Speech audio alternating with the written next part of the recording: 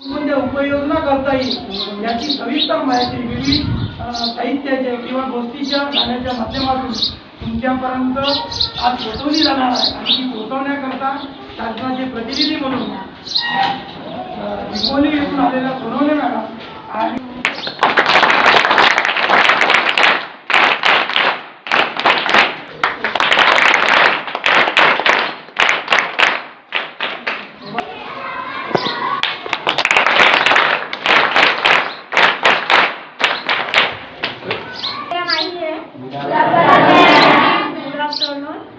माझं नाव मंगल मारुती सोनवणे. तुम्ही मंगल सोनवणे जरी म्हटलं तरी चालेल, म्हणजे तुमच्या लक्षात राहील. माझं नाव मंगल सोनवणे. मी घनकचरा व्यवस्थापन हा जो कार्यक्रम आहे स्वच्छ महाराष्ट्र अभियानाअंतर्गत चालवला जात आहे. तर त्याच्यासाठी जनजागृती कार्यक्रम हे सर्व महाराष्ट्रामध्ये सर्व तालुक्यामध्ये सर्व जिल्ह्यात आपलं स्थान ग्रहण करावं असं त्यांना मी विनंती करते.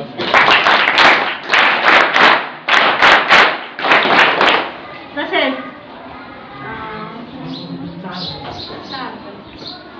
सारकर सरांनी सुद्धा आपलं स्थान ग्रहण करावं असं मी त्यांना विनंती करते.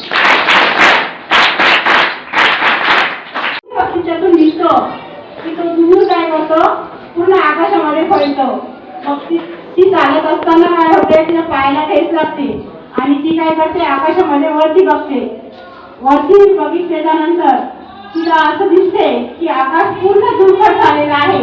म्हणजे ते असं एकदम भयानक दिसत आहे की धुळकट म्हणजे कसं पूर्ण व्हाईट कलर. अगं तुम्ही काय करता, काहीच विचार न करता प्लास्टिक काय करता, रस्त्यावर टाकता आणि ते रस्त्यावर टाकलेलं प्लास्टिक तुम्ही कुठेही जाता. म्हणजे ती एकटीला म्हणून म्हणत नाही, तर ती काय करते, सर्वजणांना म्हणते. मग काय होते, आजोबा सांगत असताना ती ऐकती आणि विचार करते, मी प्लास्टिक तर रस्त्यावर टाकत नाही, दुसरे टाकत असते, मला काय करायचं आहे की नाही. तुम्ही तसा विचार करत असता ना. तर आजोबा म्हणतात, तू एकटीच नाही, सर्वजण काय करतात, कचरा हा रस्त्यावर टाकतात आणि कुठेही जातात. त्याच्यामुळे हे प्रदूषण फैलते आणि हवा ही दूषित होते आणि त्याच्यामुळं हे ऋतुचक्र बदलत राहते. आजोबांनी काय सांगितलं, आजोबांनी सांगितलं की हा कचरा आपल्याला किती घातक आहे, त्याच्यामुळे पूर्ण ऋतुमान चक्र बदलत आहे. ठीक आहे. तर ही जी जबाबदारी आहे कचरा कमी करण्याची, तर ही तुमच्या मोठ्या मुलांची आहे. कोणाची आहे. तर तुम्ही प्लास्टिकच्या पिशव्या वगैरे बघितलेले आहे.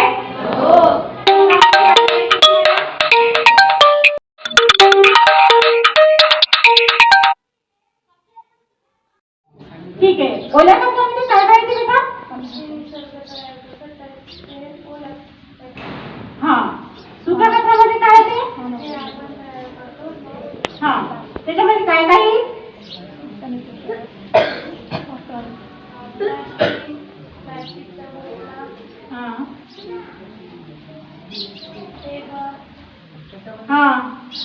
सुक्या कचऱ्यामध्ये. हा. अजून पाहिलेला आहे. नदीच्या काठी जर हा कचरा आपल्याला नष्ट करायचा असेल तर काय करावं लागेल, कचऱ्याचं वर्गीकरण करावं लागेल की नाही, वेगवेगळा कचरा टाकावा लागेल की नाही. तो नदीपर्यंत पोहोचूच द्यायचा नाही आपल्याला. याच्यासाठी काय उपाय करता येईल का आपल्याला. हा. तर काय उपाय करता येईल आपल्याला, डस्टबिन मध्ये कचरा टाकायचा आहे. मी कचऱ्याचे 4 प्रकार सांगितलेले आहे, तसेच त्या डस्टबिन सुद्धा सांगणार आहे. तर ह्या नदीपर्यंत आपल्याला कचरा पोहोचलाच नाही पाहिजे, याच्यासाठी आपण काही उपाय करणार आहोत.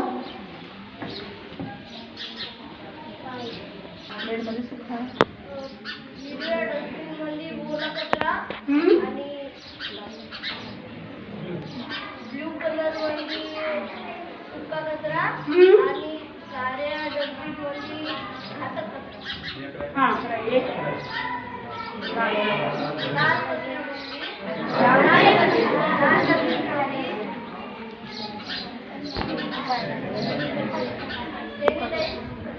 ठीक आहे, टाळ्या वाजवायच्यासाठी. कोणत्या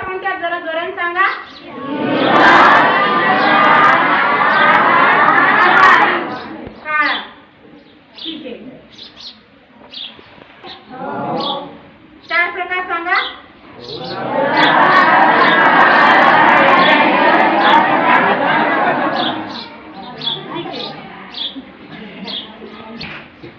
कचरा हा विशिष्ट म्हणजे घंटागाडीमध्ये टाकत नाहीये आणि घंटागाडीमध्ये न टाकल्यामुळं कुठे फेकून दिल्यामुळं कचऱ्याचे ढीगच्या ढीग साचत आहेत आणि ते ढीगच्या ढीग साचल्यामुळं एवढं प्रदूषण फैलतंय की घाण वाटते. काय करायचे आहे आणि ही असं काही होऊ द्यायचं नाहीये. काय दिसत आहे चित्रामध्ये? याच्यामध्ये जे कर्मचारी आहेत नगरपालिकेचे ते काय करत आहेत की आग विझवत आहे. हा कोण आहे? कपडे शिवणार आहे. हा कोण आहे? हा कोण आहे? हा कोण आहे? हा कोण आहे? आणि हा कोण आहे? रस्ते आणि भंगारवाला.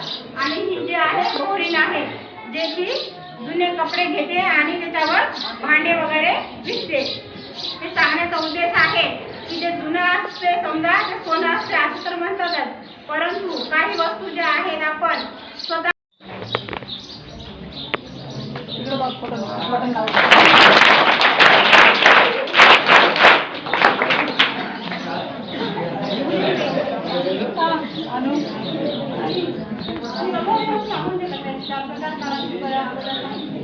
ओला कचरा, सुका कचरा, सॅनिटायझर कचरा, घाण कचरा. ठीक आहे. ही मस्के तुमच्यामध्ये काय आहे?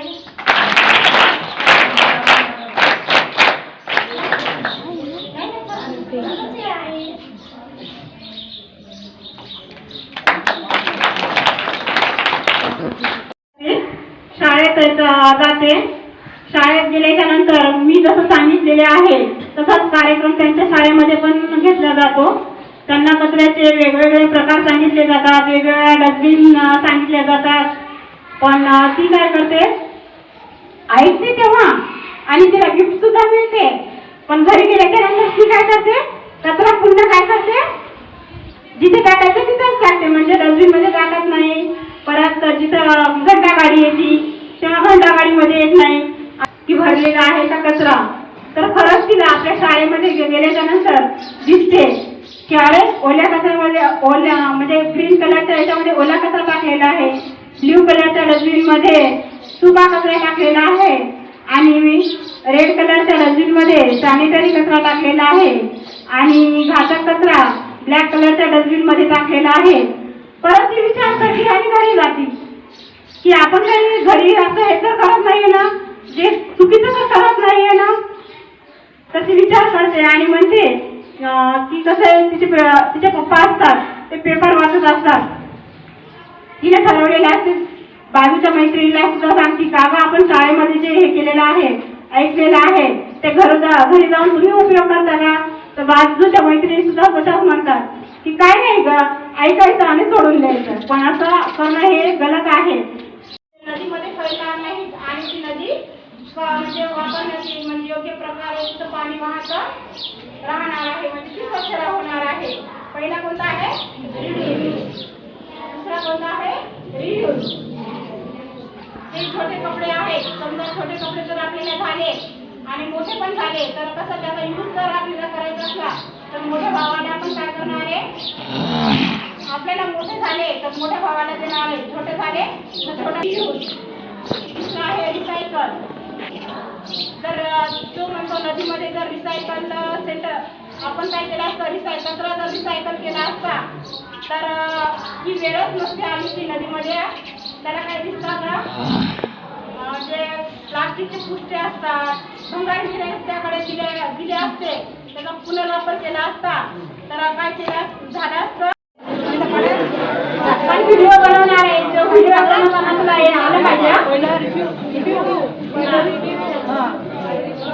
नाही रिफ्यूज यूज पहिलं यूज मग रिसायकल मग reduce, use, recycle, refuse, repair.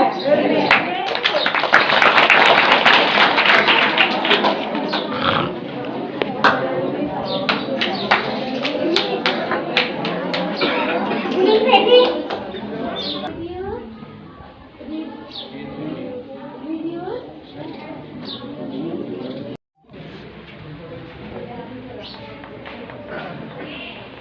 मी काही गोष्टी सांगितलेल्या नाही, जसं की दुधाचं पॉकेट आहे तो सुक्या कचऱ्यामध्ये येत आहे. ठीक आहे, ह्या भरण्या आहेत ते सुद्धा सुक्या कचऱ्यामध्ये पण घाटा कचऱ्यामध्ये येत आहे, पण तुम्हाला सुद्धा सुक्या कचऱ्यामध्ये टाकायचे आहे.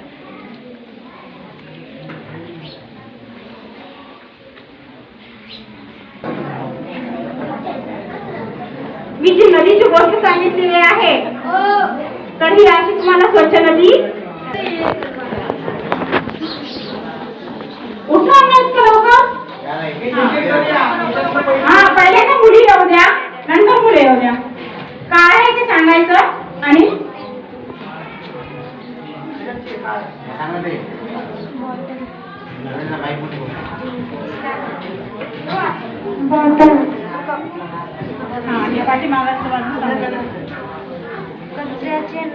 कचऱ्याचे नाव काचेच्या बरण्यात बाटल्या प्रकार सुका कचरा सुक्या कचऱ्यामध्ये टाकत आहे. चला समोरचे काय आहे? चिप्सचं पॉकेट कशामध्ये आहे? कुठे आहे सुका कचरा? हे कचरा सुका आहे? कुठे आहे मग? शोध.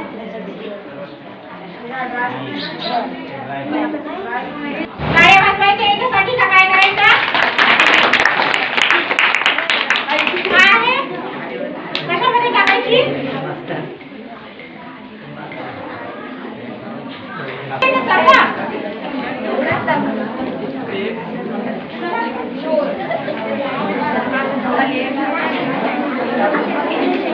सुक्या कचऱ्यामध्ये ओल्या कचऱ्यामध्ये तिथं पाठीमागं लावायचे आहे.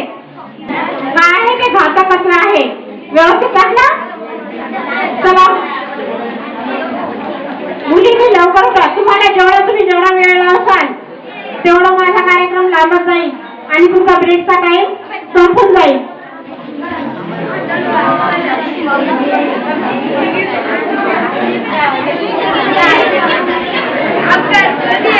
गोंधळ करू नका. तरी तो जागाच नाही. मग त्यापेक्षा आपण जर याची घडी केली, घडी करून टाकलं तरी तो कमी जागा राहील.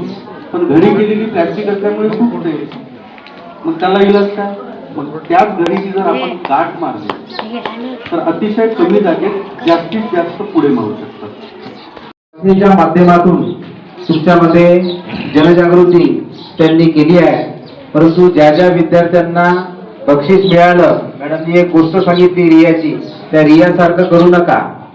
नाही तर मग कार्यक्रम झाला, गेम भेटला, झाला, विषय संपला, असं करू नका.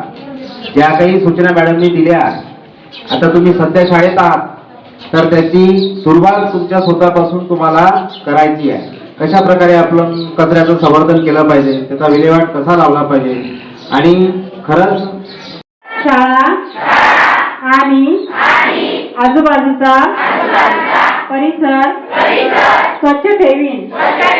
मी ओला कचरा सुका कचरा वेगळा टाकीन.